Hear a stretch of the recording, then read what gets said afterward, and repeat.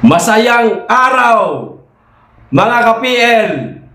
Bago po ako lumipad papuntang Manila para dumalo sa pinakamalaking rallying gagawin ng mga kapatid natin sa Iglesia ni Cristo, magbibigay lang muna ako ng update sa inyo, mga kababayan, mga kasalukuyang nangyayari po doon sa pagdarausan po nitong napakalaking rally nga. At itong 4 na barko, mga kababayan, na puno ng mga kapatid natin sa Iglesia ni Cristo. Pinuno para dumalo po para sa gagawing rally nga ng Iglesia. O ito po ang dalawang video, mga kababayan.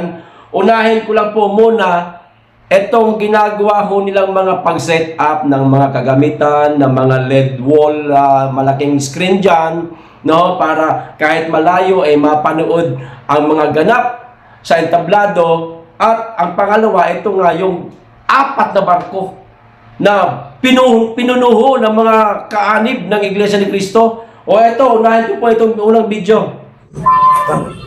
Naglalagay sila ng mga LED na monitor para kahit yung malayo, makakakita na rin dito. Yan, kakamada sila.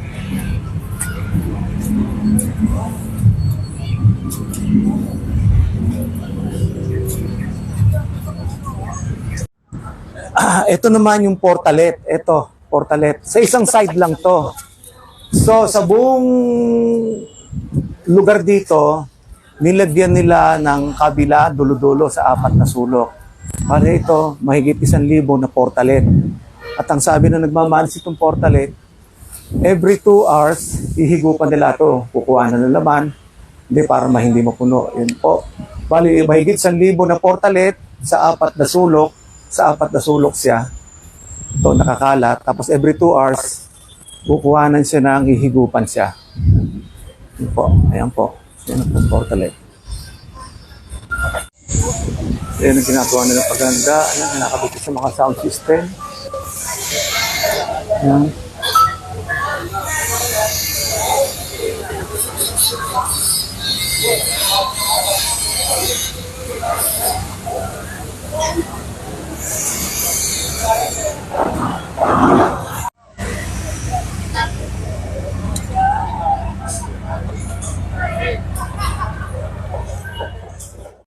Ganyan po katindi magsagawa ng paghahanda ang mga kapatid nating Iglesia ni Cristo, mga kababayan.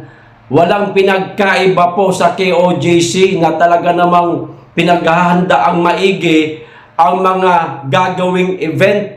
So, 4 na sulok sa dakong yaon, mga kababayan, ay napuno ng 1,000 mahigit na portalet. Kaya hindi ho mag-aagawan kung saan po jingle itong ating mga kababayan. Sana naman sa mga kababayan nating dadalo, wag ho tayong magkalat sa lugar at nakakahiya, no? At higit sa lahat, pag po kayong basta-basta si jingle, meron naman pong mga portalet na inilagay, mahigit 1,000 ho yan. At ayon nga sa napanood natin, every 2 hours hihigupan para mapanatili po ang kalinisan at ang walang mabahong masangsang, mga kababayan. At ito naman yung pangalawang video kung saan napuno etong 4 na barko, mga kababayan. Grabe talaga, no? Tapos ngayon ang sasabihin o ang sinasabi ngayon na mga pulangaw, mga bangag vlogger, mga supporter ni Bangag, hakot daw ang ginagawa ng Iglesia. Abay, natural. Napakalalayo galing ng mga yan. Di ba? At wala namang kanya-kanyang sasakyan ng mga yan. Halimbawa man, kung merong sasakyan, hindi kaya tayo magreklamo sa traffic dahil sa dami ng sasakyan na mapapapunta sa lugar kung saan gaganapin sa grandstand. Hindi kaya mapuno o baka naman magreklamo na. O kaya ang ginawa, sa isang sasakyan na lang, katulad ng barko, mga bus, yon, lahat sila doon sama-sama, dalhin sila sa grandstand para dumalo sa pinakamalaking rally. O ito na ho yung video mga kababayan. Puno po. Grabe. Punong-puno ang upat na barko. Ayan. Ayan o. Punong-puno yan mga kanegosyo. At may second trip. Mamaya. Grabe, ang dami. Punong-puno yan o. Eto. Pasok na tayo sa sasakyan. O kita nyo na, punong-puno yung 4 na barko nyor, ha, nyor? Ha? Relax lang, nyor. Hindi sisigaw, Marcos resign, walang ganon. Prayer rally, peace rally lang ito. Ha? Huwag kang manginig ang tumbong, huwag kang tamang hinala. Nagpapakita lang na ganon kalakas ang puwersa ng Iglesia ni Cristo. Kapag ikaw loloko-loko ka pa dyan, hindi ka tumigil, hindi mo gawa ng solusyon ang korupsyon, at hindi mo itigil ang kaguluhan dyan sa iyong administrasyon, lalong-lalo na sa mga panggigigpit mo, sa mga Duterte, kay Vice President Sara Duterte, baka maulit ito, mga kababayan. First batch pa lang daw ito. Meron pang second batch, third and fourth, ayon po sa mga nakuha po nating impormasyon, ganun talaga karami. So, sa mga bangag vlogger, hindi ho ito hakot. Kinakailangan lang nila magkaisa sa isang sasakyan, katulad ng barko, katulad ng mga bus, para nga naman hindi makadagdag traffic ang kanilang mga sasakyan kung sakasakaling sila ay magbaylan. Okay? Maliwanag. So, kita-kits tayo dyan, mga kababayan, sa grandstand, sa dami ng tao. Pero parang malabo yata tayong magkita-kita.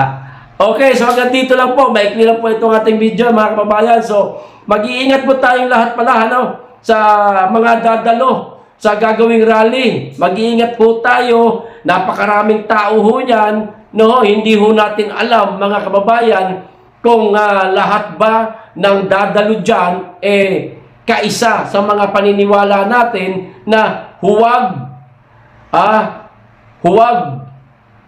ipa-impeach si VP Sara. Baka merong iba dyan na kunwari lang nakasuot ng damit na yung kulay puti sa Iglesia ni Cristo. Ano ba yung nakatatak dito?